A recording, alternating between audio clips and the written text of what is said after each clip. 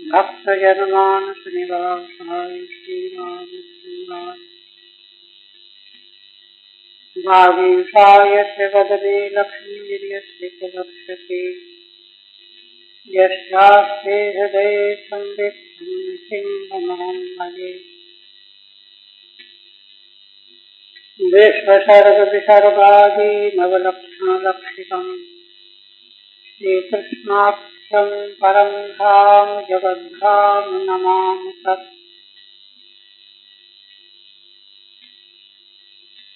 श्रीमद्भागवत के सप्तम स्कंध के अंतर्गत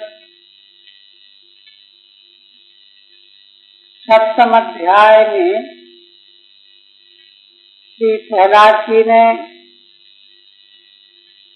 अपने साथी दैत्य बालकों को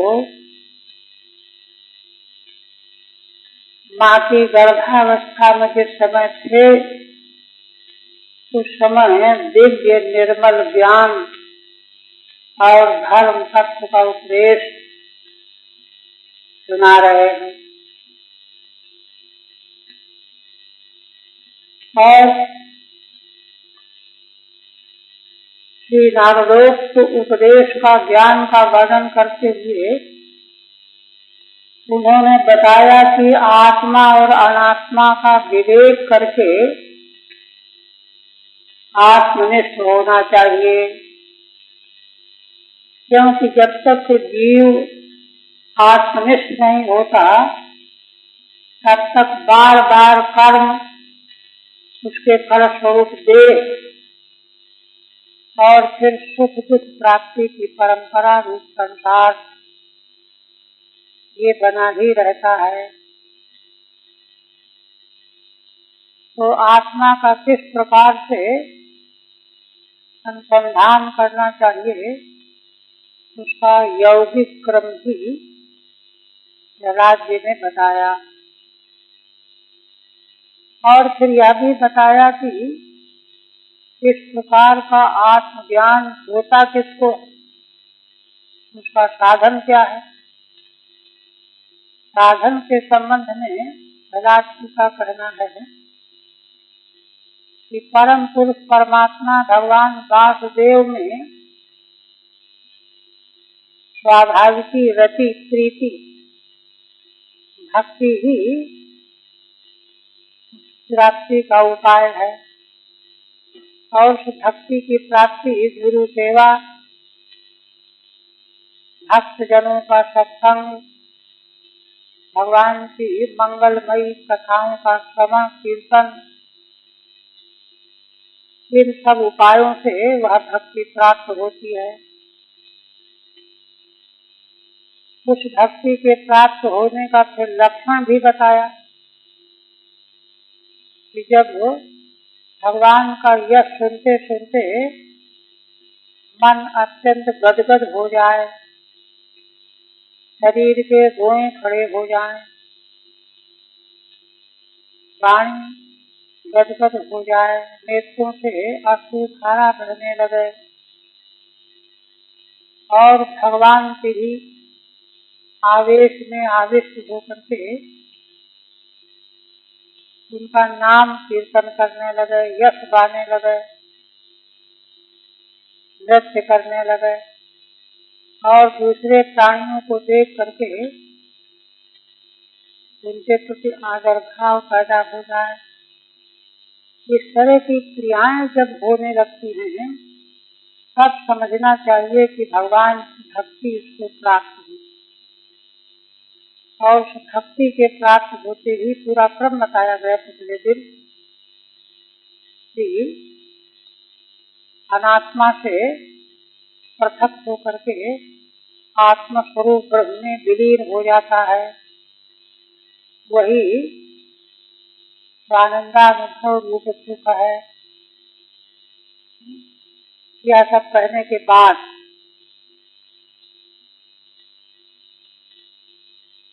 एक बात फिर और भी प्रहलाद जी ने बताई कि इस प्रकार की उपलब्धि के लिए यद्यपि विद्वानों ने, ऋषियों ने, मुनियों ने बहुत सारे उपाय बताए हैं, सप्तोपाय सहस्राणाम, किंतु समीचीन उपाय भगवत प्रेम ही है। उसी का उत्पादन करते हुए 40 तक हुआ।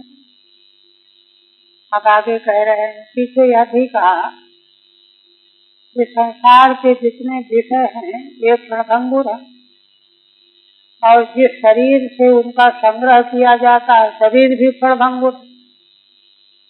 इसलिए उनसे धन संपत्ति पुत्र परिवार घर द्वार मकान ये क्या सुख देंगे।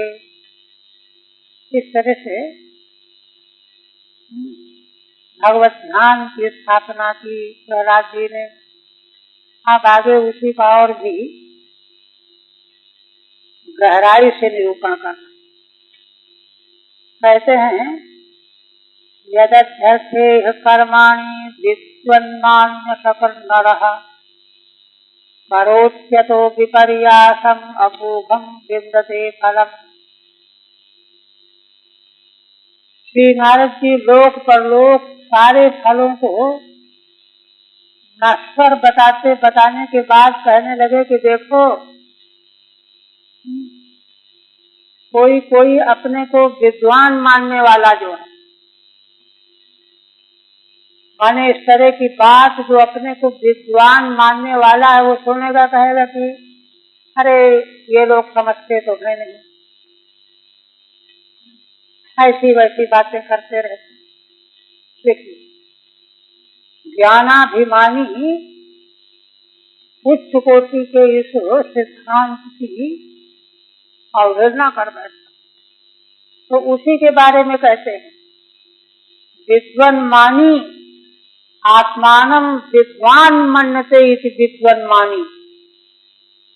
अपने को बड़ा समझदार कुशल होशियार दिख मानने वाला जो मनुष्य है ना, वह जिन जिन प्रयोजनों के लिए ये माने लोके संसारे है ना कर्माणि करोति, इस संसार में जिन प्रयोजनों को सिद्ध करने के लिए प्राप्त करने के लिए कि ये करेंगे तो ये हो जाएगा, ये करेंगे तो ये हो जाएगा, है ना, अपनी अकलमंदी के अनुसार है ना जिन जिन कर्मों को इस संसार में करते हैं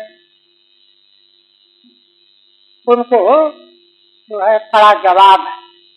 विद्वन्मानी पुरुषों के लिए जवाब है। तो क्या होगा? अतो विपर्यासम अमोघम विन्दते फलम। श्री प्रहलाद जी कहते हैं कि उन कर्मों को करने से क्या मिलेगा उसे?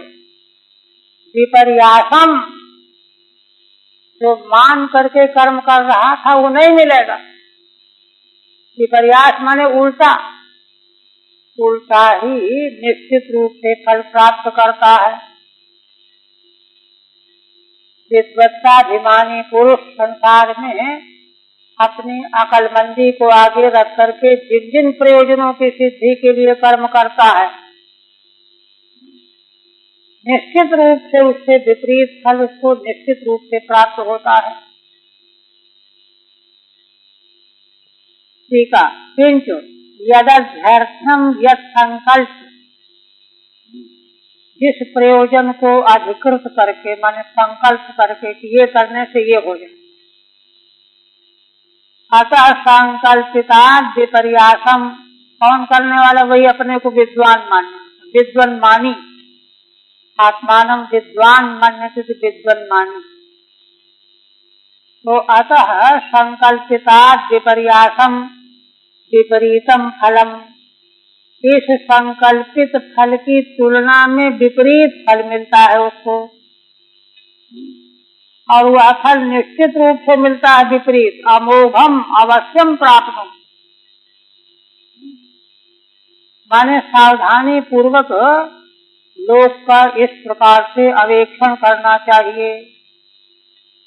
शास्त्रकारों ने ये बातें यूं ही नहीं कह दिया है कि सारे संसार के फल और प्रयत्न सब निष्फल हैं, व्यर्थ हैं। और कहते हैं, इसी बात को दिखाते हैं, कहते हैं देखो अनुभव करो, सुखाय दुख मोक्षाय संकल्प ही कर्मिणा। तदाप्नोति हया दुखम अन्धाया सुखाव्रतः। श्री प्रहलाद जी कहते हैं कि देखो, इह माने लोके, इस संसार में, कर्मिणः माने कर्म करने वाले का, कर्म क्यों करता है? सुखाय दुख मोक्षाय, उसके मन में संकल्प रहता है कि ये करेंगे तो सुख मिलेगा और दुख चला जाएगा।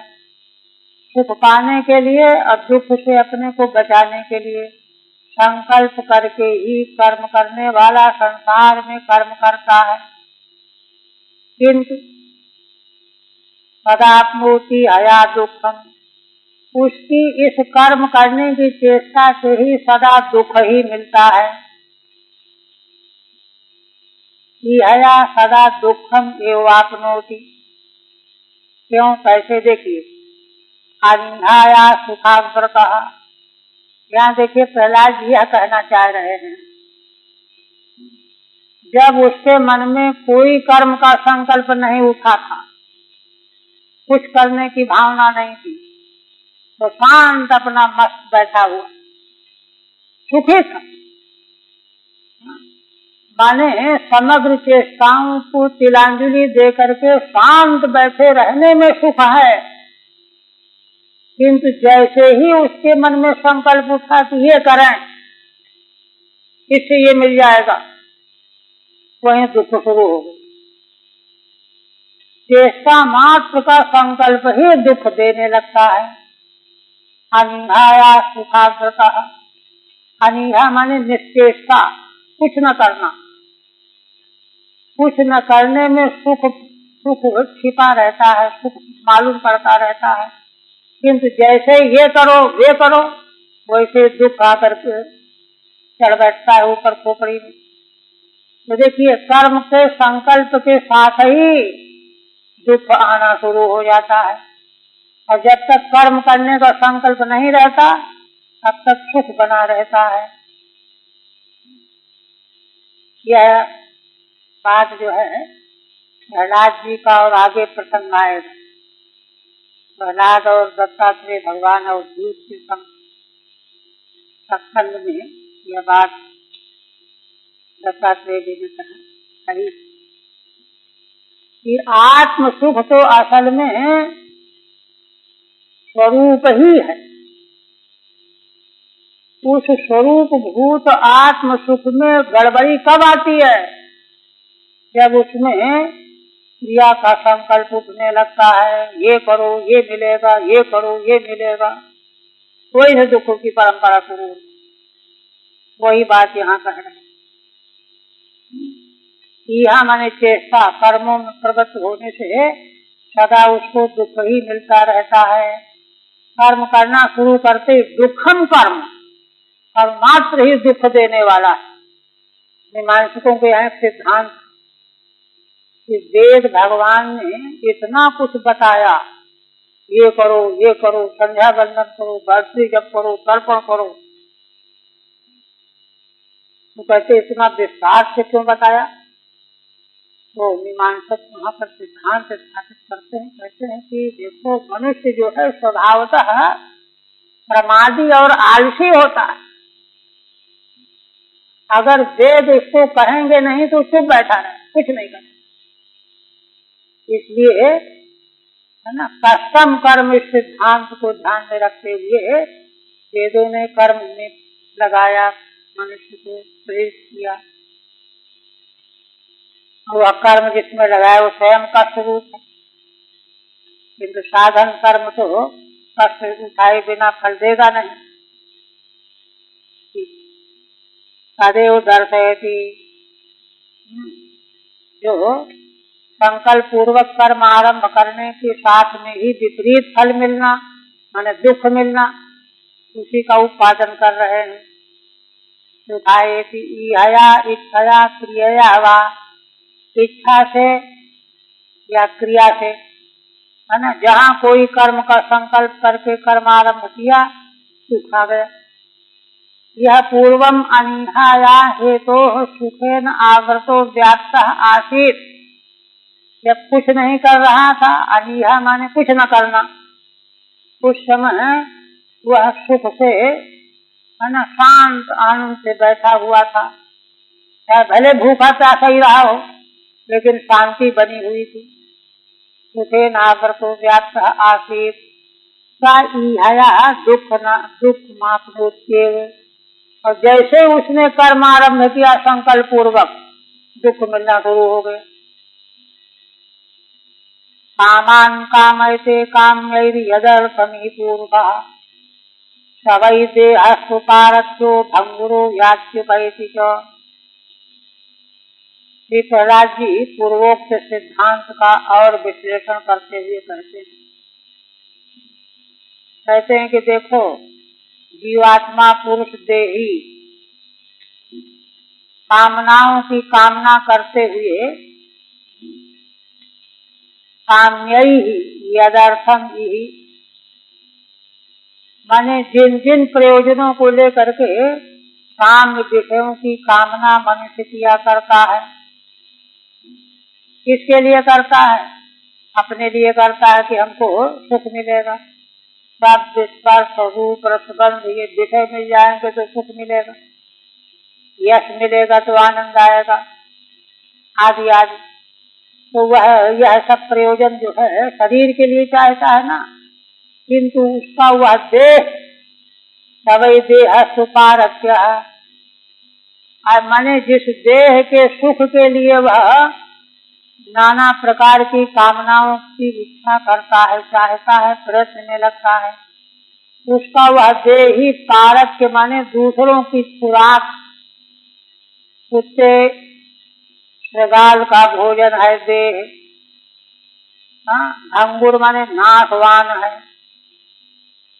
भंगुरो याच्युपैति च, नाश को प्राप्त हो जाता है अथवा दूसरे की खुराक बन जाता है। ऐसा है जिस देह के लिए है ना जीवात्मा विभिन्न प्रकार की काम विषयों की आकांक्षा करके उनको प्राप्त कर लेना चाहता है, वह देह ही अपना नहीं है, पारत्य है, भंगुर है, नाश होने वाला है। किंच कामान भोगान काम्यैर् विषयैहि कर्मभिर्वा, कामना के जो विषय हैं अथवा जिन कर्मों को करने से कामनाएं प्राप्त होती हैं, है ना, ये किसके लिए चाहे जाते हैं? देह के लिए। वह देह पारख्य माने स्वाद भोज्य, कुत्ते आदि के खाने की वस्तु है देह। न स्वात्मीयो भंगुरस्तो, है ना, वह आत्मा से उसका नित्य संबंध थोड़ा ही, तो खा जाएंगे कुत्ते शिकार आदि, है ना, भंगुर है। तो ऐसी स्थिति में उसके लिए जो इतना क्षण भंगुर है, विनाशी है, उसके लिए नाना प्रकार की कामनाओं का संकल्प, उनके प्राप्ति की चेष्टा में लगना जो है व्यर्थ का कार्य है।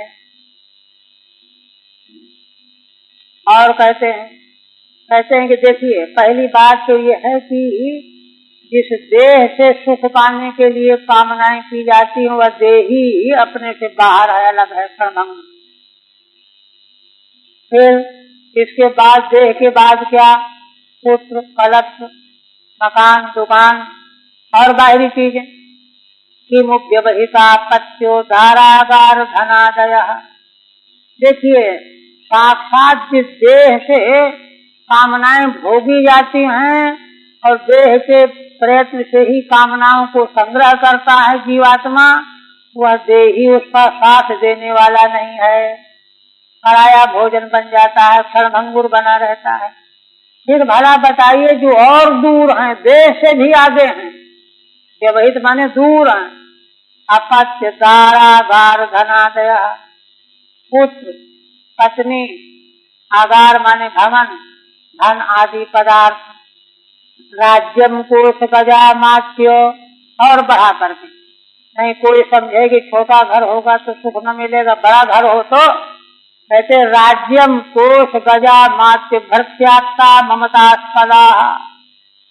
अरे सब बड़ी सी बड़ी चीजें संसार भर में जो है, राज्य, खजाना, हाथी, मंत्रीगण, सेवक, आप तो माता पिता, जहाँ जहाँ पर भी ममता हमारी बनी रहती है, ममता पदार्थ जितने भी हैं, है ना, वे भला सब साथ देने वाले हैं।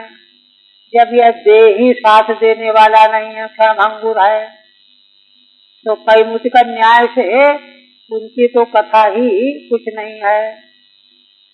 किंतु देहादि व्यवहिता अपत्यादयो ममता विषया पारस्या इति वक्तव्यम। इतना ही नहीं, देह ही नहीं, देह से और अलग दूर जो पुत्र आदि हैं, मकान दुकान आदि हैं, ममता के विषय हैं, ये भी पारक के माने पराये हैं, विनाशी हैं, नष्ट हो जाने वाले हैं। इसके बारे में तो कहना ही क्या है। किमेतैः आत्मनस्तुच्छैः सह देहेन नश्वरैः अनर्थैः अर्थसंकाशैः नित्यानंद महोदधे। आप देखिए, ये माने याद करने लायक बात है। पूरा प्रतिपादन करके कहते हैं कि हे दैत्य बालको, तुम ही सोचो, एतैः तुच्छैः है ना सह देहेन नश्वरैः, ये जितने भी पदार्थ गिनाए गए, देह से लेकर के सब के सब, पुत्र कलश आदि, राज्य खजाना, हाथी घोड़ा, जो अत्यंत तुच्छ हैं, अभी हैं, बाद में नहीं है, आज है कल नहीं है, और देह के साथ में ये भी नश्वर ही हैं, सह देहेन नश्वर ही। तो एक बात और कहते हैं, हाँ ये सब के सब अनर्थ रूप ही, ये सारे पदार्थ, पुत्र आदि, है ना, होश खजाना, हाथी घोड़ा, सब के सब अर्थ संकाश ही, लगते तो हैं कि बड़े अच्छे हैं, सार्थक हैं, सुख देने वाले हैं, किंतु परिणाम में अनर्थकारी ही हैं। अनर्थ ही अर्थ संकाश ही है, तो अनर्थ रूप, लेकिन अर्थ जैसे लगते, ममता की वस्तुएं जो हैं अनर्थ रूप, लेकिन अर्थ जैसी लगती हैं, अर्थ जैसी है नहीं, लगती हैं केवल। संकाशैः नित्यानंद बहुदधे, इसका अंदर होगा आत्मना। कहते हैं कि जो आत्मना नित्यानंद बहुदधे,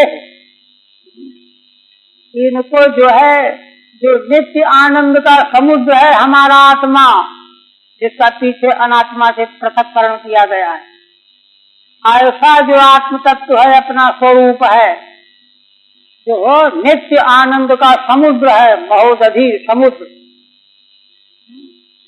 ऐसे आत्मा का या ये सब वस्तुएं क्या उपकार करेंगी। आनंद समुद्र जो आत्मा है, आनंद तो उसका अपना स्वरूप ही है, उस आत्मा का ये क्या उपकार करेंगे, जो तुच्छ है, अनर्थ रूप है, सार्थक से प्रतीत होते हैं, विनाशी है, नश्वर है, तुच्छ है, ये भला उस नित्य आनंद स्वरूप समुद्र भूत जो आत्म तत्व है, उसका क्या उपकार करेंगे। उपकार करने वाला जो होता है, उपकृत होने वाले से श्रेष्ठ होना चाहिए। ये तो उपकृत जिस आत्मा को उपकृत करना चाह रहे हैं, उसकी तुलना में तो कुछ भी नहीं, तुच्छा से तुच्छ है, ये कह रहे हैं। किंतु स्वयं पुरुषार्थ रूपस्य, दूसरी बात यह है कि आत्म तत्व तो स्वयं पुरुषार्थ रूप है, कि नेतैः अति तुच्छैः, उस पुरुषार्थ रूप आत्मा का ये अत्यंत तुच्छ बाह्य पदार्थ भला क्या लाभ पहुंचाएंगे, कि नेतैः रीति। तात्पर्य आ गया, व्याख्या पूरी नहीं। फिर कहते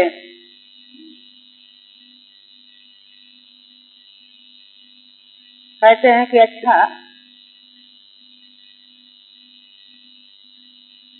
निरूप्यतामिह स्वार्थः कियान् देहभृतोऽसुराः निषेकादिष्वस्थासु दृश्यमानस्य कर्मसु। अब देखिए उससे भी गहरी बात कहने जा रहे हैं। असल में संसार तो नित्य दुख रूप है, किंतु नित्य दुख रूपता हमको भासती नहीं। दुर्भाग्य।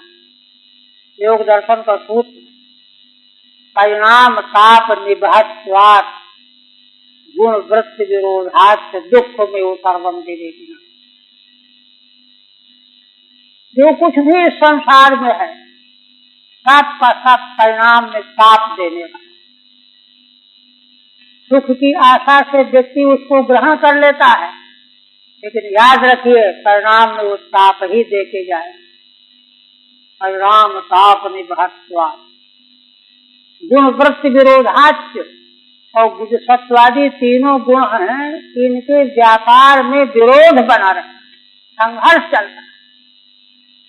सुख की अनुभूति सतोगुण का परिणाम है, लेकिन तमोगुण आंख लगाए रहता है तब इसको हम खत्म करें, नष्ट करें। तो तमोगुण जो है तुल जाता है कि हम इसको सतोगुण को मिटा देंगे, सुख आ जाता है, मोह आ जाता है। रजोगुण इसी तरह संकल्प करता रहता है।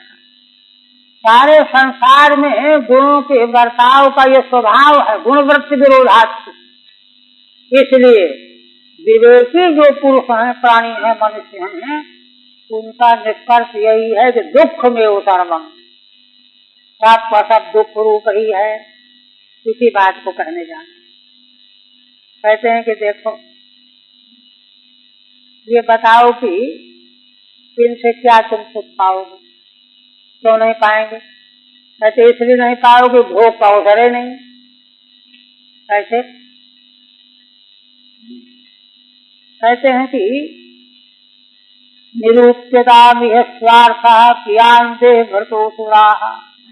हे असुर बालको जरा विचार करो, है ना, गहराई से चिंतन करके विचार करो, है ना, कि इस संसार में इन संसार की वस्तु पदार्थों परिस्थितियों से क्या आत्मा का स्वार्थ सधने वाला है? कितना सधेगा?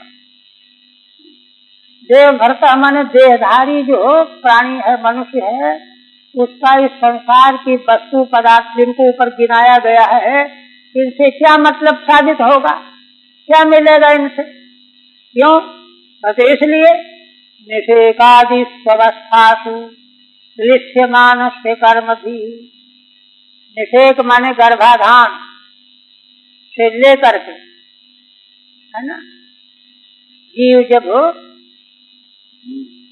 माँ के उदर में जाता है वहां से लेकर के और फिर समझ लीजिए कि सारी क्रियाएं यहाँ से मनुष्य होने जा रहा है, गर्भ में आ गया है, फिर वहां पर इसके बाद जन्म होगा, फिर जीवन चलेगा, आगे बढ़ेगा, बड़ा होगा, तब उपद्रव आएगा और अंततः गत्वा मृत्यु का शिकार बन करके जला दिया जाएगा, चिता में पहुंच जाएगा।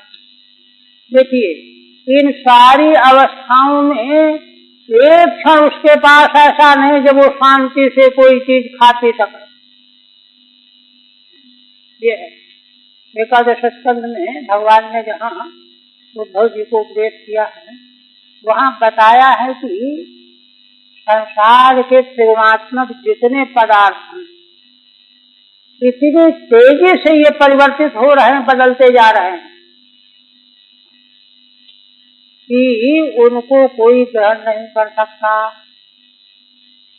है ना। जैसे नदी की धारा, दीपक की कलिका, हमको भ्रांति से मालूम पड़ता है कि ये वही नदी की धारा है जिसमें कल हमने स्नान किया, लेकिन उसको मालूम नहीं कि वो धारा तो इलाहाबाद पहुंच गई, अब यहाँ नहीं। प्रत्येक क्षण नदी के प्रवाह की नई नई धारा चली आ रही है, वो कहाँ है? तो दूसरे दिन भी नहीं। इसी तरह से जिन वस्तु पदार्थों को हम सोचते हैं कि वही है, ये अपना है, ये अपना है, ये अपना है, ये हमारा, ये हमारा। वो सारी वस्तुएं प्रत्येक क्षण जो है परिवर्तन के गर्त में डूबी हुई है, बदलती जाती। तुम जिसको अभी सोच रहे हो कि ये मेरी है, वो कहाँ है? वो तो रही नहीं, अब तो दूसरी आ गई। जैसे ही तुम सोचोगे तीसरी आ गई, चौथी आ गई, वो तो रह गई। ये स्थिति है। इसलिए ममतास्पद कोई वस्तु संसार में हो ही नहीं सकती। यहाँ कह रहे हैं निषेकादि स्वस्थासु, निषेक आदि से लेकर के सारी अवस्थाएं जीवन भर की, क्लिश्यमानस्य कर्म भी, कर्मों के द्वारा, पुराने कर्मों के द्वारा, यहाँ दो तरह के, पुराने कर्मों के द्वारा, घर में तो आएगा तो पुराने कर्मों से आया, प्रारब्ध कर्म से आया, और उसके बाद जब बड़ा कर्म करने लायक हो गया तो नए कर्म करने लगा। तो उन सभी का पुराने कर्मों से भी क्लेश पाता रहता है, और नए कर्म जब शुरू करेगा तो फिर उसका फल मिलेगा क्लेश रूप में। निश्चयमान से कर्म भी। ऐसी स्थिति में हे असुर बालकों, तुम बताओ, जरा विचार करके सोच करके देखो कि संसार के ये पदार्थ आत्मा को कितना सुख पहुंचा सकते हैं, क्या साथ, क्या जो है परमार्थ सिद्ध कर सकते हैं। आशय यह है कि कुछ भी करने वाले नहीं। ठीक है। भोगावसरा भावात चैतई का उपयोग इत्या। कहते हैं कि भोग का अवसर कहाँ है? जो पदार्थ अभी हम मन बना रहे हैं कि इसको खाएंगे पिएंगे, वो तो पदार्थ बदल गया, कहाँ से कहाँ चला गया, वो भोग गिरा ही नहीं।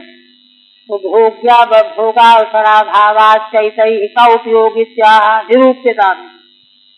प्राचीन ही कर्म भी क्लिश्यमानस्य, पहले के किए गए कर्मों से वह क्लेश पा रहा है। गर्भावस्था को प्राप्त होने से ही कर्म भी क्रियान स्वार्थ इति वा अन्वयः, अथवा प्राचीन कर्म अर्थ न करके जो अब कर्म कर रहा है, सुख पाने के लिए, दुख मिटाने के लिए, भोग प्राप्त करने के लिए, उनसे उसको क्या स्वार्थ मिलने वाला है? आप कहते हैं कि देखो, कर्माण्यारभते देही देहे नात्मानुवर्तिना कर्मभिस्तनुते देहम उभयम स्वविवेकतः। आप किसी ने एक प्रश्न कर दिया, कहते हैं कि ये बताओ, जब तक कर्म में लगा हुआ है तब तक तो अवसर नहीं है, मेहनत में लगा हुआ है, और कर्म जब पूरा करेगा तो मौज से अपना भोजन करेगा, भोग भोगेगा। ये क्यों कहते हो कि क्या सुख मिलेगा, है ना? तो कहते हैं कि देखो, कैसे? कर्माण्यारभते देही, देही माने आत्मा, देहेन, देह के साथ देही आत्मा, आत्मानुवर्तिना देहेन, किस देह के साथ में? जिसमें आत्म चैतन्य का तादात्म्य हो रहा है। आत्म चैतन्य के तादात्म्यापन्न देह के साथ में देही कर्म का आरंभ करता है ना? अगर आत्मा न रहे तो देह क्या करेगा? तो लाश है, मुर्गा है। इसलिए आत्म विशिष्ट, आत्म चैतन्य विशिष्ट देह के द्वारा देही कर्म आरंभ करता है। कर्मभिस्तनुते देहम, और उसको देह, उसको जब कर्म करेगा तो कर्म से फिर नया देह मिलेगा, और नया देह पा करके फिर नए कर्म करेगा, और कर्म करके फिर उसको नया देह मिलेगा। इस तरह से कर्म और देह से फिर कर्म, कर्म से फिर देह, देह से फिर कर्म, कर्म से फिर देह, यही चक्कर चल रहा है। चलते देह उभयम स्वविवेकतः। और इस प्रकार से ये दोनों अज्ञान के कारण, अज्ञान कैसा माने आत्मा जो है देह से संपृक्त होने ही वाला नहीं है, देह से उसका संबंध हो नहीं सकता। केवल प्रतीति होती है कि मैं देह ही हूँ, सूक्ष्म देह, लिंग देह, है ना? उसके साथ में तादात्म्य की उसको भ्रांति होती है, प्रतीति होती है, यही अविवेक है। मैं देह हूँ, मैं मन हूँ, मैं बुद्धि हूँ, मैं इंद्रियां हूँ, मैंने जितने प्रकार का इस सूक्ष्म देह से जो है उसका तादात्म्य है वह ज्ञान से है, और उसी के द्वारा कर्म हो रहा है, और कर्म करने से उसी प्रकार से फिर नया देह मिल रहा है। तो माने ये दोनों चीजें देह के द्वारा है ना आत्मापन्न होकर के कर्म करना, और कर्म करके फिर नया देह प्राप्त करना, नए देह से फिर कर्म करना, ये दोनों चीजें अविवेक माने अज्ञान जनित हैं। ठीक है। ननु कर्मसु समाप्तेषु भोगावसर स्यात्। कोई कहे कि कर्म समाप्त हो जाएंगे, खूब करके कमा के रख लेंगे, मौज से खाएंगे, तो कहते हैं कि नहीं, न तत्सत्ता कर्माणि न चैदम कर्म तस्य फलम देहादिकम च, है ना, कर्मार्थ इत्याह। यह कर्म और उसका फल जो देह है यह परमार्थ में है नहीं। इत्याह उभयम कर्म च देहम च, कर्म और देह दोनों परमार्थ में नहीं है, अज्ञान से प्रतीत हो रहे हैं। क्योंकि आत्मा का देह के साथ में संबंध किसी कीमत पर बन ही नहीं सकता, और जब तक देह के साथ में तादात्म्य की प्रतीति नहीं होगी कर्म हो नहीं सकता। तो जब संबंध बन नहीं सकता और संबंध के बिना कर्म हो नहीं सकता, तो यह संबंध की प्रतीति और कर्म की प्रतीति अविवेक और अज्ञान से हो रही है। इसलिए उभयम कर्म च देहम च, अविवेक तो अज्ञाने नहीं उत्तनते, अज्ञान से ही ये फलते फूलते रहते आ रहे हैं। सर्वेषामपि तस्मादर्थाश्च कामाश्च धर्माश्च यदपाश्रयाः भजतानि हयात्मानम् अनीहम् हरिमीश्वरम्। आप कहते हैं कि इसलिए हे असुर बालकों, अर्थ, काम और धर्म ये तीनों पदार्थ जिन भगवान के अधीन, अपाश्रया माने अधीना, भजतानि हयात्मानम, उन्हीं भगवान का भजन करो, है ना। धर्म अर्थ और काम के चक्कर में दौड़ भाग बंद करो, सारे क्रियाकलाप छोड़ो, निष्कर्म हो करके अनी हो करके उन्हीं आत्मस्वरूप भगवान का भजन करो। अनीहम हरिमीश्वरम, जो भगवान निर्गुण अकर्मा है, हरि ईश्वर है। तात्पर्य कहने का ये है कि उनके भजन में लगे रहो, कर्म करके सुख भोगने का विश्वास छोड़ दो। भगवान के भजन में लगे रहोगे तो प्राक्तन प्रारब्ध के अनुसार सुख देने वाले धर्म अर्थ और काम तुमको प्राप्त होते रहेंगे। इनको प्राप्त होने के लिए व्यर्थ का उद्यम मत करो, अनी हो जाओ, निष्क्रिय हो जाओ। त्रिवर्ग को पाने के लिए प्रयत्नशील मत बनो। यह है अर्थादयो यद पाशया यद धीना, क्योंकि सब कुछ भगवान के अधीन है। और फिर कहते हैं सर्वेषां भूतानां हरिरात्मेश्वरः प्रियः भूतैर्महद्भिः स्वकृतैः कृतानां जीव संगितः। कहते हैं देखो,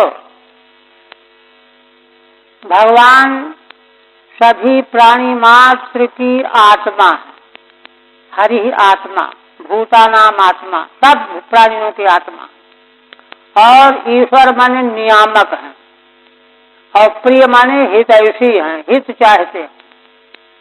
तीन भूतैर्महद्भिः स्वकृतैः, और देखो भगवान ऐसा क्यों चाहते हैं, हित चाहते हैं और आत्मा है।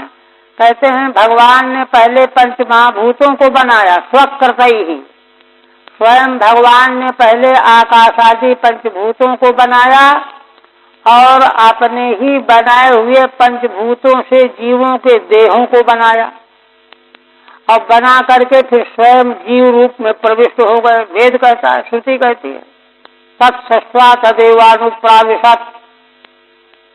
वह ब्रह्म परमेश्वर परमात्मा तैत्तिरीय उपनिषद समस्त देहधारियों के शरीर को बना करके रच करके और स्वयं उसमें प्रवेश कर गया जीव रूप में। छांदोग्य में भी आया है तो उस परमेश्वर ने रचना करके विचार किया कि अगर मैं इसमें प्रवेश नहीं करूंगा और मेरे बिना ही ये सब कुछ करने लगेगा तो मेरा तो कोई मूल्य ही नहीं रहा थे। इसलिए वे भगवान प्रविष्ट हो गए।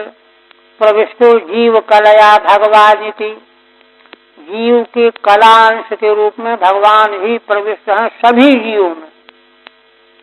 वही कह रहे हैं कि भूतैर्मद्भिः स्वकृतैः, भगवान ने उन पंच महाभूतों को स्वयं बनाया है। अब बना करके उन्हीं से शरीर बनाए हैं जीवों के और उन शरीरों में जीव के रूप में भगवान ही प्रविष्ट हो गए हैं। ये भूतानाम प्राणिनाम जीव संज्ञितो अंतर्यामी, जीव जिसकी संज्ञा है वह भगवान अंतर्यामी रूप से प्रविष्ट हैं, इसलिए उन्हीं का भजन करो।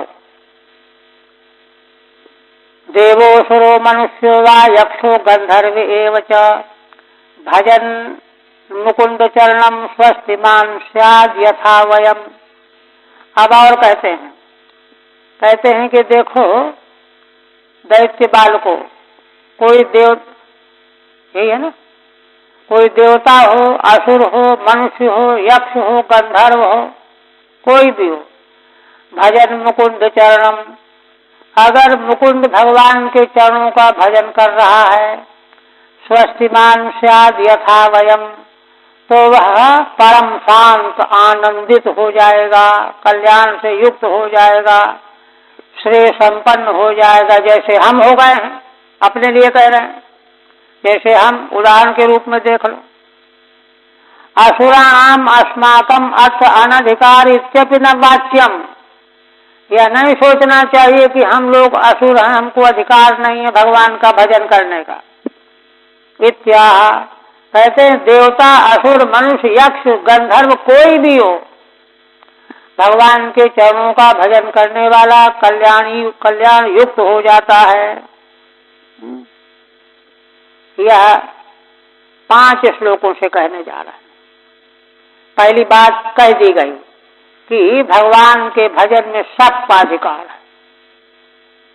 अच्छा, तो फिर दूसरी शंका उठी कि अरे भगवान के भजन में अधिकार सबका तो है, लेकिन भजन उन्हीं का भगवान को अच्छा लगेगा जो द्विज हों, देवता हों, ऋषि हों, बड़े उच्च स्तर के हों, साधक हों, है ना, तब जाकर के भगवान की भक्ति उनको मिल पाएगी, भगवान का भजन सध पाएगा।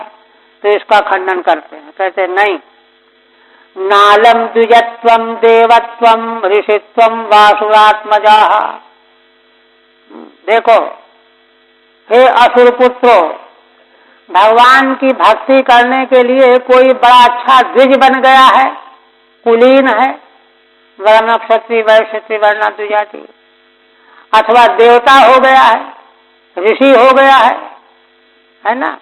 कहते हैं ये कोई जरूरी नहीं है। प्रीणनाय मुकुंदस्यो, मुकुंद भगवान को प्रसन्न करने के लिए ये चीजें जरूरी नहीं है, न द्विजत्व, न देवत्व, न ऋषित्व, है ना, न व्रतम, न बहुज्ञता। तो कहा और क्या, व्रत माने सच्चारित्र्य, उच्च कोटि का धर्म का आचरण हो, व्रत आचरण हो, कहते ये भी नहीं। और न बहुज्ञता, और न यही जरूरी कि बहुत जानकार हो, वेद शास्त्र जानने वाला हो। 5 का निराकरण कर दिया, ठीक है नहीं। कहते अच्छा, और न दानम, न तपो निज्या, न शौचम, न व्रतानि च। प्रियते अमलया भक्त्या हरिरन्यद विडम्बनम।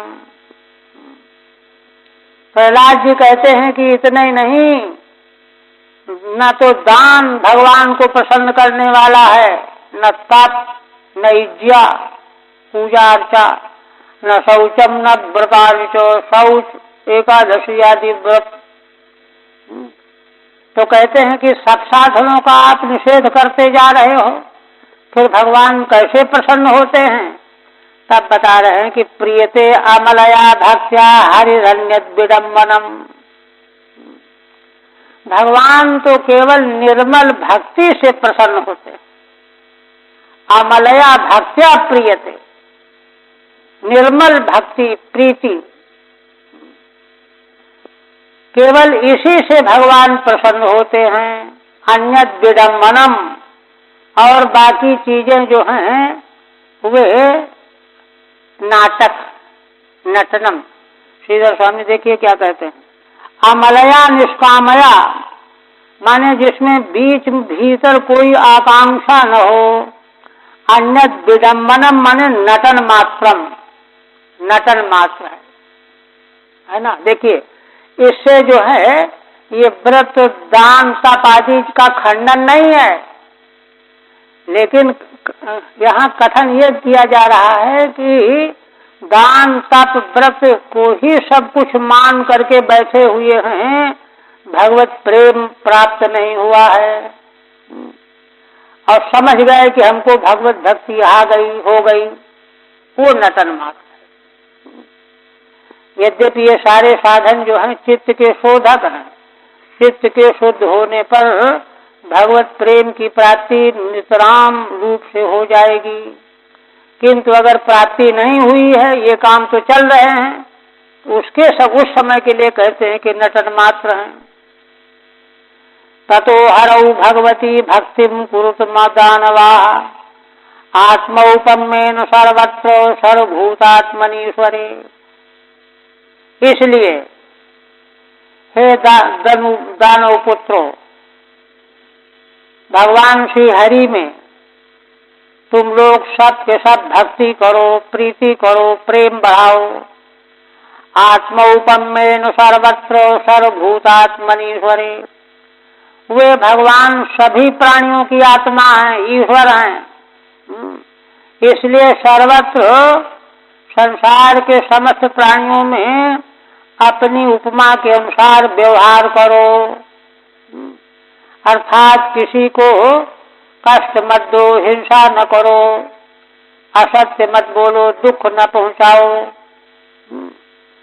क्योंकि भगवान सभी प्राणी मात्र की आत्मा ईश्वर नियामक हैं, ऐसा दर्शन करो, और दर्शन करके यही भगवान की भक्ति है। दैतेया यक्ष रक्षांसी स्त्रिय शूद्रा ब्रजौकसा खगा मृगा पाप जीवा शांति हेच्युताम गता। प्रहलाद जी कह रहे हैं, देखिए प्रहलाद जी बालक होने पर भी जिसको भगवान की कृपा प्राप्त हो जाती है वह सर्वज्ञ हो जाता है, त्रिकालज्ञ हो जाता है ना। और त्रिकालज्ञ ही नहीं, सर्वदेशज्ञ हो जाता है। कहाँ क्या है, कहाँ क्या हो रहा है, क्या हुआ था, ये सब जान जाता है। माने विश्व की रचना में जितना समय बीत गया, कब कब क्या क्या हुआ, वो सारी जो है उसको जानकारी हो जाती है। तो वही बात कह रहे हैं कि हे दैत्य बालको, दैत्य या यक्ष रक्षांसी, दैत्य हो, यक्ष राक्षस हो, स्त्रियां हो, शूद्र हो, ब्रजौकसा गौ चराने वाले गोपाल हो, इतना ही नहीं, ये तो फिर भी मनुष्य योनि में खगा मृगा पाप जीवा, हाँ पशु पक्षी पापी जीव शांति हेच्युताम गता, ऐसे बहुत सारे संसार में हो चुके हैं जो भगवान को प्राप्त हो चुके हैं। अच्युतताम गता, अच्युत जो भगवान हैं उनमें विलीन हो गए, उनमें डूब गए, एक हो गए। अच्युतताम माने अमृतत्वम, अमृतत्व को प्राप्त हो गए। फिर कहते हैं अब यहाँ तक उपदेश छठे और सातवें अध्याय में जो छठवें से आरंभ किया गया था, प्रश्न के उत्तर में सातवें का उत्थान हुआ।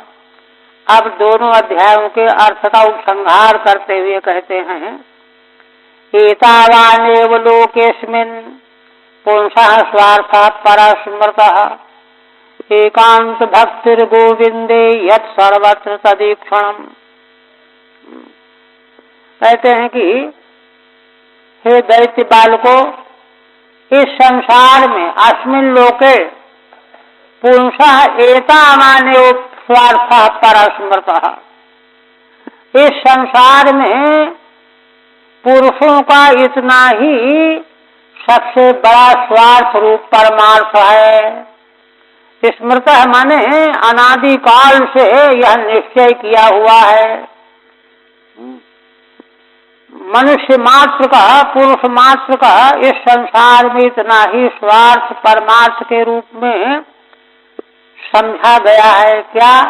एकांत भक्तिर गोविंदे, गोविंद भगवान में एकांत भक्ति। एकांत का मतलब होता है अनन्य भक्ति। एकांत शब्द से एक तो भेद नहीं रहता और दूसरा कोई दूसरी वस्तु मात्र की इच्छा नहीं रहती, कामना नहीं रहती, निष्काम। एकांत भक्तिर गोविंदे, कहते हैं जब ऐसी भगवान के बाद भक्ति हो जाएगी तो क्या हो जाएगा? यत् सर्वत्र तदीक्षणम्, क्योंकि अन्य कोई वस्तु गोविंद के अलावा और कुछ है ही नहीं। इसलिए यही फलित होगा कि संसार में जड़ चेतन स्थावर जंगम सब कुछ भगवान ही हैं। इस रूप में सर्वत्र सर्व रूप में भगवान का ईक्षण होने लगे। इस मानव जीवन में, संसार में यही सबसे बड़ा परमार्थ रूप स्वार्थ है। अध्याय द्वयोक्तम उपसंहरति, दोनों अध्यायों में 6-7 में जो अर्थ बताया गया उसका उपसंहार करने जा रहे हैं। एतावानिति तदीक्षणम्, क्या तदीक्षणम्? गोविंद दृष्टया सम्माननम्, है ना। सारा संसार जो है भगवान का ही स्वरूप है, विग्रह है। इस दृष्टि से, है ना, प्रत्येक वस्तु, प्रत्येक प्राणी, प्रत्येक वस्तु के प्रति जो है आदर भाव, सम्मान भाव बनना चाहिए। और जब देखिए, और जब तक ये भाव नहीं आएगा तब तक दुखों का बार बार संचार होता ही रहे। एक हरिद्वार में संत थे, सन 72-73 की बात, इतने निर्मल थे, सन्यासी थे। तो उनके भक्त आते, वो ऐसे पुराने कपड़े पहने रहते और कभी कोई चीज फट जाती तो सिलवा लेते किसी इधर उधर से, इसको जोड़ दो। और लोग नाक रगड़ते कि महाराज हम दूसरा ला दें, अचला दूसरा ले आवे, कटवस्त्र दूसरा ले आवे। कहते नहीं भाई, देखो इन वस्त्रों ने हमको इतने दिनों तक आराम पहुंचाया है, अब इनको हम कैसे छोड़ें, इसलिए जब तक चलते हैं चल रहे। माने वस्त्रों को, एक तो और संत गरीबदासी संत बता रहे थे कि वो चप्पलों को नहीं छोड़ना चाहते थे। हरिद्वार की घटना है, हरिद्वार में एक महात्मा ने बताया, कह रहे इन बेचारों ने हमको इतना आराम पहुंचाया, इतने दिनों तक हम इनको इस्तेमाल किया, इनको ऐसे हम कैसे फेंक दें। संभाल के रखते थे, जब तक बन पड़ा तब तक सिर से ला करके काम चलाते ही रहे। वो तो महीनों निकल गए, लोगों ने देखा कि अरे तो बिना चप्पल ही के हैं, तब ला करके जबरदस्ती के उन्होंने पहना। तो इस तरह से संत महान पुरुषों की बड़ी अद्भुत दृष्टि होती है। तो वही अद्भुत दृष्टि की प्राप्ति जो है कि संसार में भगवान के अतिरिक्त यहाँ, है ना, अणु के बराबर भी और कुछ है ही नहीं। भक्ति का अंतिम परवसान यहाँ है। हरि ओम तत्सत्। श्रीमद्भागवते महापुराणे सप्तम स्कंधे दैत्यपुत्रानुशासनम नाम सप्तमोध्याय। ओम भगवदर्पणमस्तु। अभी तो है। आप देखिए अष्टम अध्याय। ये 2 अध्याय असल में 5 अध्याय शुरू के दैवी संपत्ति का उत्कर्ष बताने वाले, फिर 6वें से लेकर के 10वें तक दूसरे 5 अध्याय ये दैवी संपत्ति का महान उत्कर्ष बताने वाले। दैवी संपत्ति का उत्कर्ष कितना ऊंचा होता है यह भी बताना है, और दूसरा यह भी बताना है कि दैवी संपत्ति के सामने आसुरी संपत्ति चाहे जितनी विलक्षण हो, ऐश्वर्य परिपूर्ण हो, कुछ नहीं, धूल धूसरित है। इसीलिए हिरण्यकशिपु जैसा व्यक्ति श्री नारद जी से, प्रहलाद जी से विरोध करके, चिढ़ करके, क्रुद्ध होकर के उनको मार डालना चाहता था, तो मार तो पाया नहीं, स्वयं ही कुत्ते की मौत मारा गया। ये तुलना है। तो अब आगे अग्रिम अध्याय में देखिए क्या विषय आ रहा है।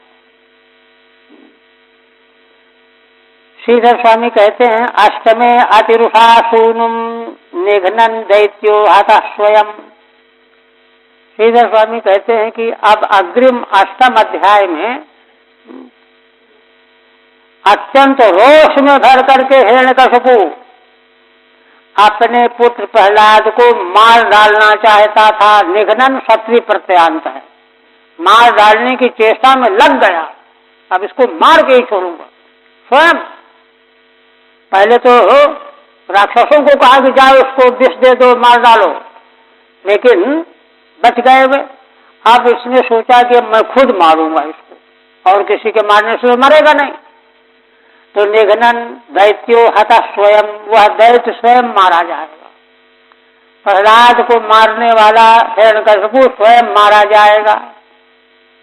ये कहते हैं कैसे मारा जाएगा। आविर्भू इंद्र सिंहेन सच ब्रह्मादि विस्तुतः। भगवान नृसिंह प्रकट हो जाएंगे। भगवान नृसिंह स्वयं आविर्भूत होकर के उन्हीं के द्वारा दैत्य स्वयं मारा जाएगा। प्रहलाद को मारने की चेष्टा करते हुए ही मारा जाएगा, और नृसिंह भगवान की ब्रह्मा आदिकों के द्वारा स्तुति की जाएगी, क्योंकि भगवान तो सबके नियामक हैं। इसलिए सारी सृष्टि भगवान की का गुणगान करेगी, स्तुति करेंगे। एक और है अंतः कृपा सुधा पूर्णो बहिक्रोधो नृकेसरी। देखिए महाराज ने पहले प्रश्न किया था पहले अध्याय में, सप्तम स्कंध में। तिथि ने कहा ना कि जो है इंद्र बड़ा दुष्ट है, विष्णु को मिला करके मेरे पुत्रों को मरवा डाला। अब मैं ऐसा पुत्र प्राप्त करूंगी कि इंद्र को मजा चखावे, तभी तो मरुदगणों की उत्पत्ति हुई।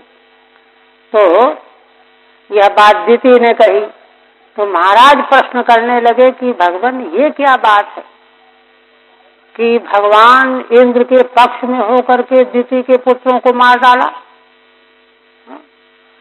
माने इस तरह से तो कोई जैसे सामान्य मनुष्य आज का है, किसी के पक्ष में कोई भी हो जाता है, वोटिंग का जमाना है। तो कहते हैं कि ये क्या बात है। भगवान नारायण के गुणों के प्रति तो बड़ा विप्लव मच गया, संदेह खड़ा हो गया। उनको आखिर क्या इंद्र से क्या लेना देना है उनको, तो स्वयं स्वरूप में जो है आनंद स्वरूप है, इंद्र से कुछ लेना नहीं। और दूसरी बात यह है कि असुरों ने उनका क्या बिगाड़ा है कि उनके शत्रु बन गए और इंद्र के जो है प्रेमी बन गए। ये प्रश्न किया था। तब वहां पर जो है भगवान सुखदेव जी ने जो उत्तर दिया, और उस उत्तर के संबंध में ही ये इतिहास सुनाया। इतिहास किस समय का है।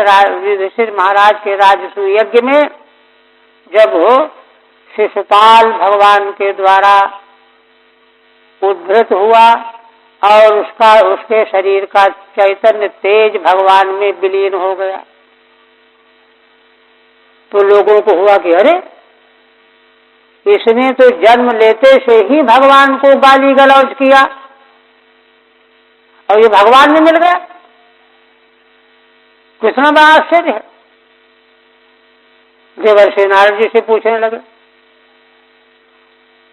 कि भगवान ये तो बड़ा आश्चर्य है, ऐसा हो गया, हम लोगों ने सबने देखा, ये क्यों हो गया, ऐसा कैसे हो गया, इसको तो नरक में जाना चाहिए था शिशुपाल दंत वक्त को, लेकिन यह मुक्त हो गया, भगवान को प्राप्त हो गया। तब नारद जी ने समझाया, देखिए ईश्वरी ज्ञान जब तक प्राप्त न हो तब तक घटनाओं के क्रम को देख करके युधिष्ठिर जैसे महापुरुष, वही नहीं वहां बड़े बड़े ऋषि बैठे थे, उन्होंने कहा कि सारी सभा ये सुनना चाहती है, आपके अलावा और कौन बताएगा, समाधान करेगा। सबको संदेह हो गया। तब नारद जी ने कहा कि राजन सुनो, ये तो सब लौकिक कहानी है, निंदा स्तुति रोष क्रोध वगैरह, वही बड़ा प्रतिपादन किया है, मनन करने योग्य। और सार उसका यह है कि भगवान तो असल में स्वयं बाध्य बाधक बन जाते हैं, वे ही सब रूपों में हैं। भगवान में किसी के प्रति क्रोध रोष होने का तो सवाल ही नहीं। ये सब तो कहानी जो है प्राकृत जगत की है, प्रकृति के अंदर के जो प्राणी हैं, मनुष्य आदि हैं, उनमें राग द्वेष, ईर्षा द्वेष क्रोध ये हो सकता है। भगवान तो निर्गुण है, निर्विकार हैं, सर्वाश्रय हैं, कण कण एक एक अणु अणु भगवान के आश्रय है, भगवान के बिना तो कुछ रह ही नहीं सकता है। किंतु वे न तो गुण दोष ग्रहण नहीं करते, यही तो सब समझाया वहां पहला अध्याय में, आधा प्रकरण यही है। तब उन्होंने फिर बताया कि देखो रहस्य ये है, ये जय विजय भगवान के पार्षद हैं, सनकादिकों ने शाप दिया था, इसलिए ये 3 जन्म तक असुर योनि को आए। तो वहां महाराज ने फिर प्रश्न कर दिया कि अरे भगवत धाम में रहने वाले पार्षदों को जो है शाप लग गया, क्या शाप था, क्यों शाप दिया गया, कैसे परिस्थिति आई। तो पूरा जो है उन्होंने प्रकरण सुनाया और उसको सुनने के बाद फिर समझाया कि देखो पहले जन्म में हिरण्याक्ष कश्यप, दूसरे में रावण कुंभकर्ण, तीसरे में शिशुपाल दंतवक्त, ये प्रकरण बताया। और मैंने तीनों प्रकार के तीनों जन्मों में जो कुछ भी भगवान के द्वारा तीनों बार जो उद्धार किया गया वह भगवान ने अनुग्रह बसात किया। हिरण्याक्ष को भी अनुग्रह के लिए अनुग्रह करके मारा, हिरण्यकशिपु को भी, रावण और कुंभकर्ण को भी, शिशुपाल और दंतवक्त को भी। ये सिद्धांत है शास्त्र का, उसी को यहाँ कहने जा रहे हैं। श्रीधर स्वामी कहते हैं, क्या कहते हैं, यही है ना, अंतः कृपा सुधा पूर्णो बहिक्रोधो नृकेशरी। देखिए भगवान नृसिंह, नृकेशरी नृसिंह भगवान, भीतर भगवान नृसिंह के कृपा का समुद्र भरा हुआ है। भगवान नृसिंह के भीतर कृपा का समुद्र भरा हुआ है, पूर्ण है उससे, और किंतु बाहर क्रोध दिखा रहे हैं। बहिक्रोध नृकेशरी दैतेन्द्र मरिभावेनो भजंतम समभावयत। ऐसे नृसिंह भगवान ने, जिनके भीतर दया का समुद्र है, भीतर बाहर दिखावटी क्रोध है लीला के लिए, वे उस दैतेन्द्र को, दैतेन्द्र कौन, हिरण्यकशिपु है ना, जो शत्रु भाव बनाए हुए था, शत्रु भाव बनाए हुए था माने भगवान को अपना सबसे बड़ा शत्रु माने हुए था। असल में देवताओं से, वेदज्ञों से, धर्म से, यज्ञ से विरोध ही उसका इसीलिए था कि इन सब कर्मों से भगवान को शक्ति मिलती है, भगवान इसके मूल स्वयं कहा है उसने अपने अनुयायियों को, जाओ उनको नष्ट करो। विष्णु यज्ञ क्रिया मूल, भगवान विष्णु जो है इन सब क्रियाओं के मूल में, इनको नष्ट करोगे तो वो कमजोर पड़ेंगे। तो भगवान के प्रति जो है अरि भाव था उसका, पहले भी हमने जिक्र किया है कि सनकादिकों के श्राप के बाद भगवान ने जब दर्शन दिया तो सनकादिकों ने भगवान की स्तुति की और कहा कि भगवान हमने गलती कर दी है, आपके सेवकों को श्राप दे दिया है, आप चाहो तो इनको तरक्की कर दो, हमको कोई दंड दे दो। तो जय विजय को लगा कि अरे ये लोग तो बड़े सज्जन हैं, भगवान ही गड़बड़, ये देखिए भगवान गड़बड़, ये तो जो है बेचारे गिड़गिड़ा रहे हैं, लेकिन भगवान कह रहे हैं कि नहीं, जो हो गया वही हो ले। इसलिए भगवान के प्रति क्रोध जो है, रोष उनका वहीं से पैदा हो, तो जो है वह भी तो वही यहाँ भी प्रकट है उसी तरह से। तो वही कहते हैं कि दैत्येंद्र मरिभावेन, दैत्येंद्र कौन, हिरण्यकशिपु, भगवान को अपना शत्रु भाव रख रहा है। हाँ, मेरे छोटे भाई को इन्होंने मारा, हाँ, शत्रु है मेरे। तो भगवान को, भगवान के प्रति वह अरि भाव, शत्रु भाव से, और शत्रु भाव जो उसका हिरण्यकशिपु का भगवान के प्रति है ना, उसको भजन कह रहे हैं। भजन का मतलब क्या होता है? निरंतर चिंतन होना। ये तो मूल में कह चुके हैं ना कि ईर्षा द्वेष क्रोध में जैसा तादात्म्य बनता है भगवान के प्रति, वैसा प्रेम में नहीं बनता, भक्ति भाव में नहीं बनता। ये नारद जी ने स्वयं कहा।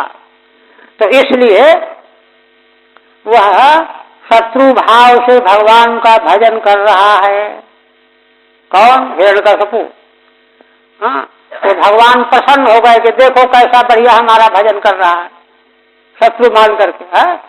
इसलिए भजंतम समभावयत, संभावयत का अर्थ है उसका अभाव कर दिया, माने उद्धार कर दिया। उद्धार करेंगे, 3 बार उद्धार किया। पाप ऐसा था 3 जन्म तक असुर बनना, तो क्रमशः एक एक करेंगे तब तो उद्धार होगा पूरी तरह से। तो उद्धार कर दिया माने उसके जीवन को समाप्त कर दिया।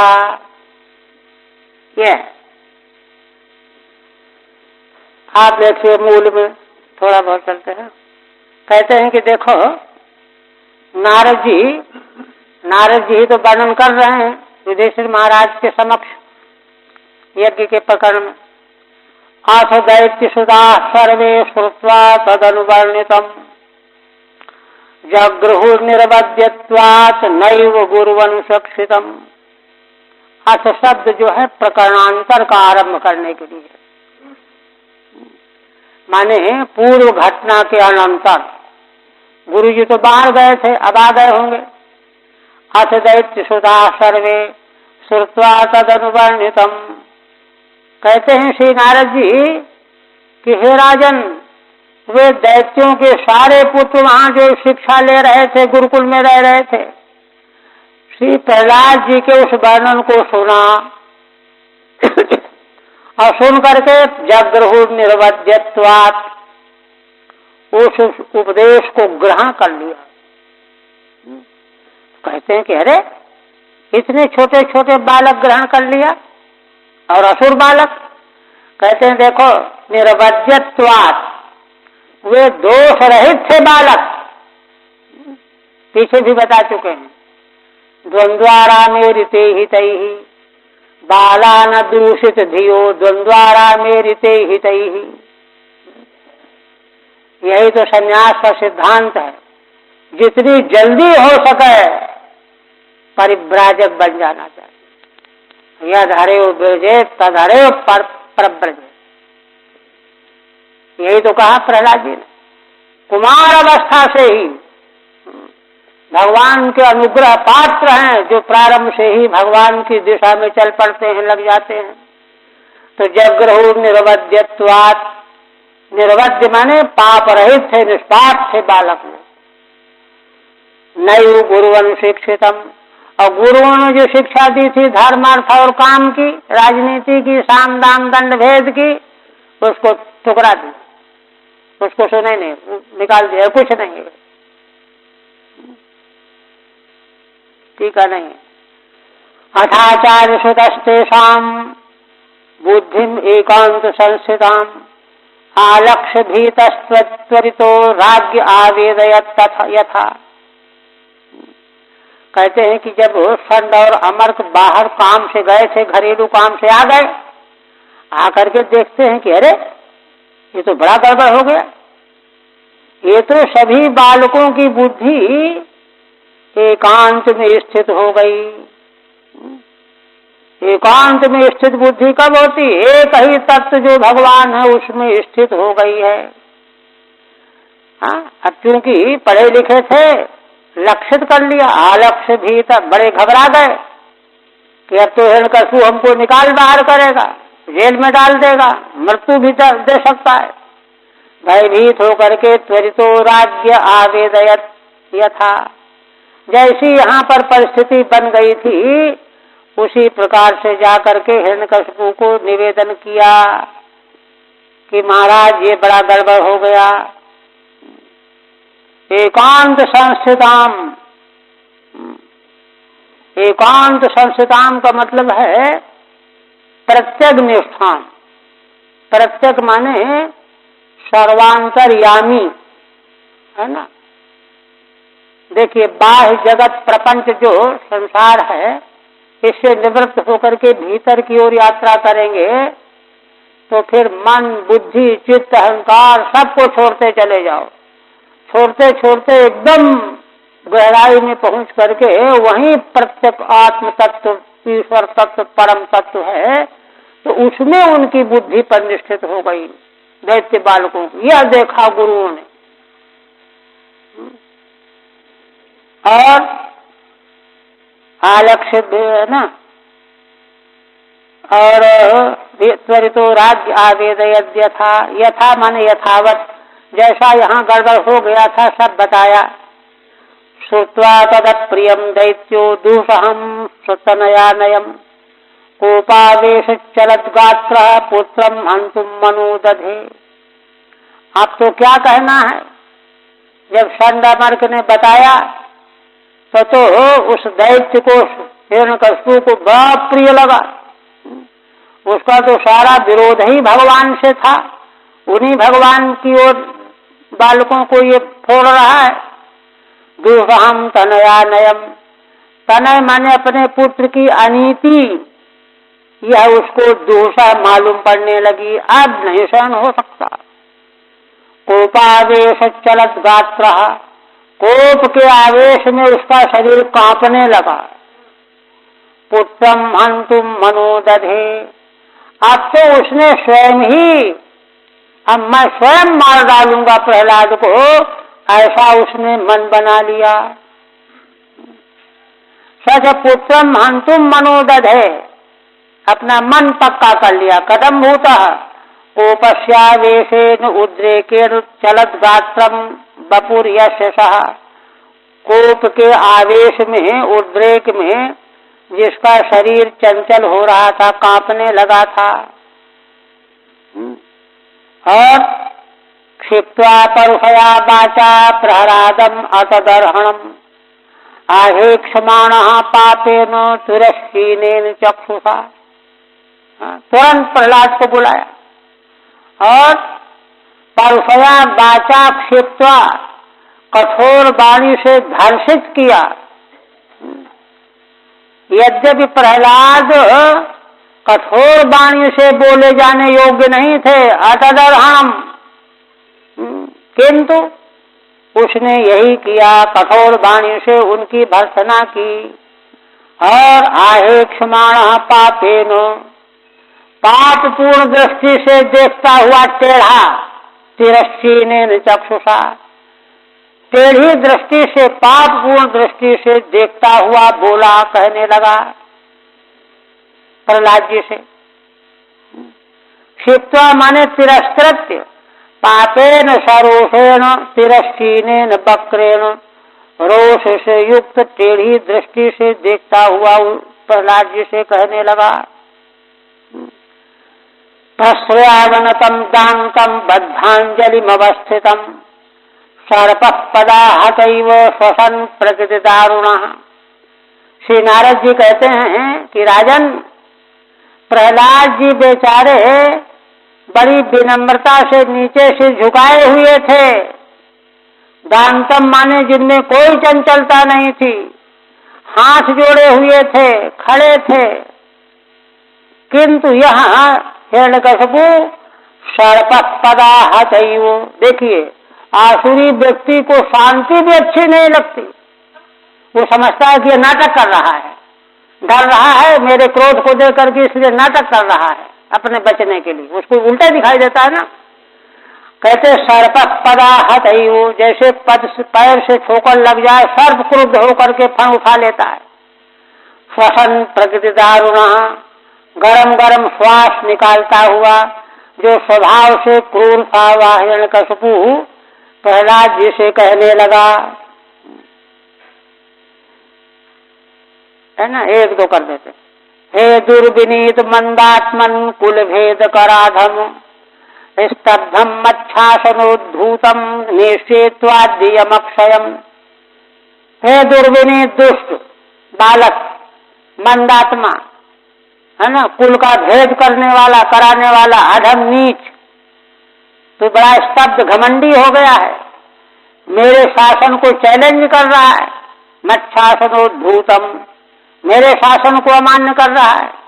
निश्चेत्वाद्यम अक्षयम, आज मैं तुझे यमराज के घर भेज दूंगा। और क्रुद्धस्य यश कंपन्ते त्रयो लोका सहेश्वराः, तस्य मे भीतवन्मूढ़ो शासनम किम बलोत्यवाः।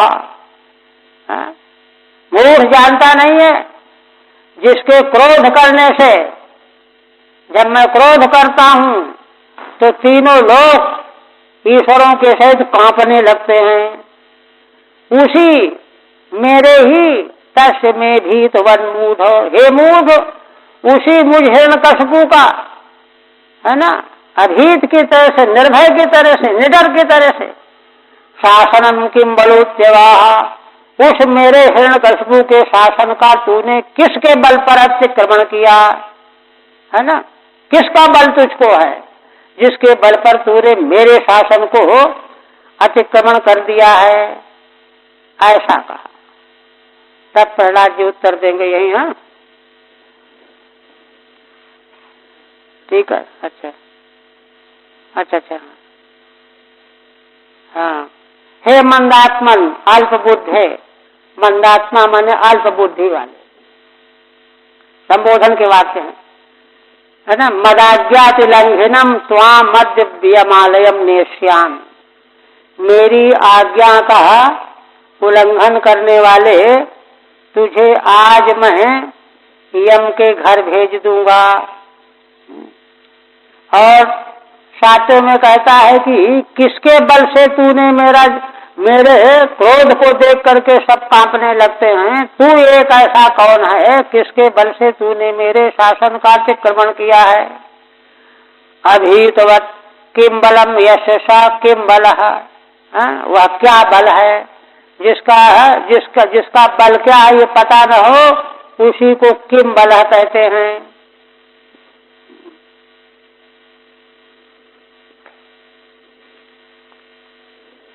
अच्छा, कल द्वादशी रहेगी, हाँ परसों।